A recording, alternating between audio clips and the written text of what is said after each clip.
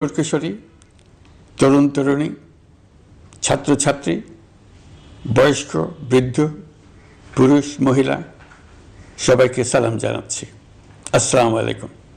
শুরুতেই স্মরণ করছি মুক্তিযুদ্ধের লাখো লাখো শহীদ এবং গত জুলাই আগস্ট মাসে ফ্যাসিবাদের বিরুদ্ধে ছাত্র শ্রমিক জনতার অভ্যুত্থানে নিহত সকল শহীদকে।